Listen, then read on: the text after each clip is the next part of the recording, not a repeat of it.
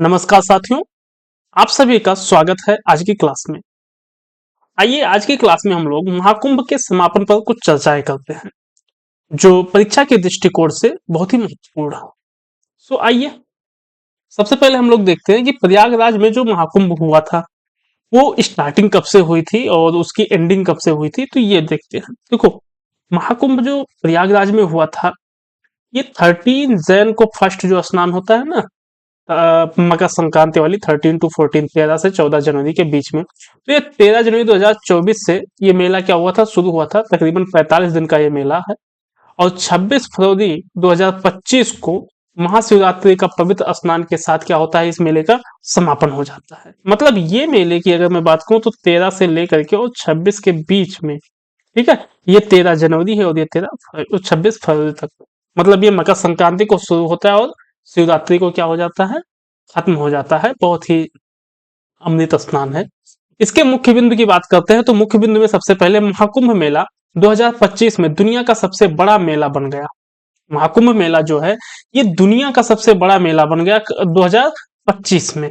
इसके साथ साथ अगर हम बात करें तो इसमें 66 करोड़ से ज्यादा श्रद्धालु आए, जो संयुक्त राज्य अमेरिका की आबादी से 2 गुना है। कितना है? 2 गुना है। इतनी ज्यादा भीड़ हुई थी। दूसरी बात करते हैं कि दुनिया में कहीं भी इतनी भीड़ पहले कभी नहीं देखी गई थी। ये पहली भीड़ है जो दुनिया में सबसे ज्यादा हुई।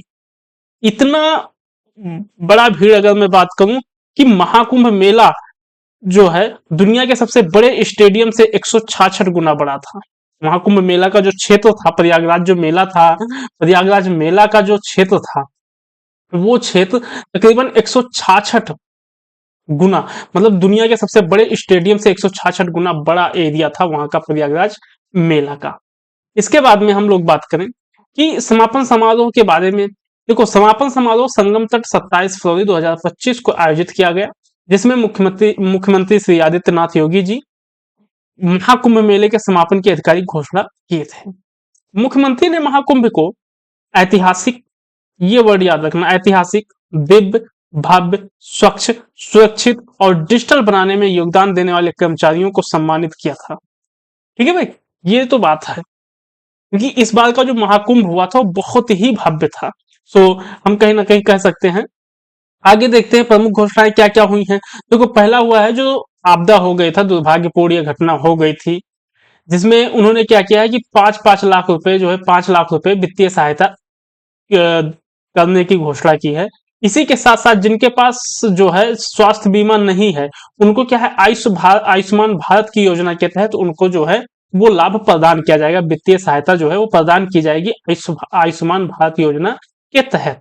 इसी के साथ महाकुंभ में जितने भी ड्यूटी वाले थे, लाइक सफाई कर्मी थे या स्वास्थ्य कर्मी थे, या हम कह सकते हैं कि ये हमारी पुलिस सेना जो थी, तो इन सबको जो है 10,000 रुपए अतिरिक्त बोनस मिलेगा। ठीक है, इन लोगों को कितना, 10,000 रुपए अतिरिक्त बोनस प्रदान किया जाएगा।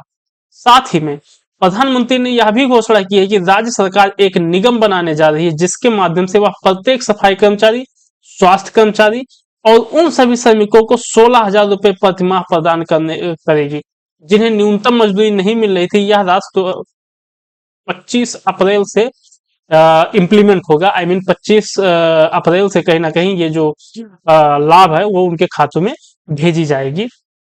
कुंभ मेले के कुछ आकर्षण केंद्र की बात करते हैं तो देखो, कुंभ मेला में सबसे पहला जो बहुत ही फेमस त्रिवेणी संगम, त्रिवेणी संगम जो ये यहाँ पर ये जो घटनापूर्ण दुर्भाग्यपूर्ण घटना हुई थी वो कहीं ना कहीं यहाँ से।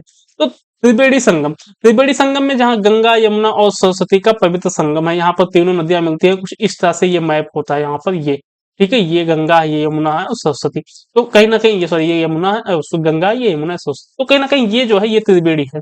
ये त्रिवेणी, अगर आप मैप देखोगे तो ये त्रिवेणी है और बाकी ऐसे। तो इसी तरह प्राचीन मंदिर की मैं बात करूं तो प्राचीन मंदिर जो है, अगर आप प्रयागराज में गए होंगे मेला देखने जितने भी लोग, तो वहां पर देखेंगे एक हनुमान मंदिर है, बहुत ही पुराना मंदिर है, बहुत ही फेमस है और भव्य है।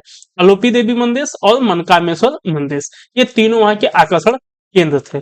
साथ ही में कलाग्राम बनाया गया था कुंभ मेला में, जिसमें क्या था, संस्कृत मंत्रालय द्वारा स्थापित सांस्कृतिक गांव, शिल्प, व्यंजन, सांस्कृतिक से जुड़ी प्रदर्शनी, ये एक कलाग्राम बनाया गया था महाकुंभ मेला में। अखाड़ा शिविर लगाए गए थे, जिसमें साधु साधकों का ध्यान, चर्चा और दार्शनिक आदान प्रदान का केंद्र था। ड्रोन शो भी एक था महाकुंभ में, जो कहीं ना कहीं भव्य ड्रोन शो दिया गया था, जिससे क्या है कि वहां के जितने भी पर्यटक थे, जितने भी वहां के श्रद्धालु थे, वो भी एक आकर्षण का केंद्र था। ड्रोन शो उनके लिए ही काफी इंटरटेनिंग था।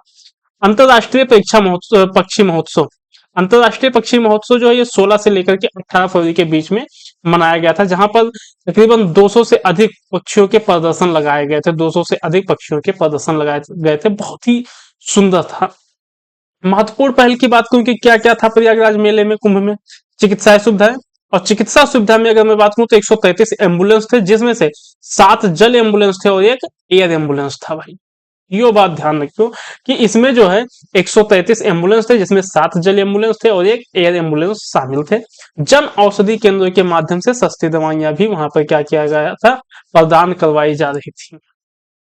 हरित पहल भी वहां पर किया गया था, जो 2 वर्षों में प्रयागराज जो है वो लगभग 56,000 वर्ग मीटर में घने जंगल बनाए गए थे। ठीक है, इसी के साथ अगर मैं बात करूं कि कुंभ मेले के बारे में और कुछ खास बातें, जिसमें कुंभ मेला प्रयागराज 13 जनवरी से लेकर 26 फरवरी 2025 तक आयोजित किया गया, जिसमें 66.30 करोड़ से अधिक श्रद्धालु आए।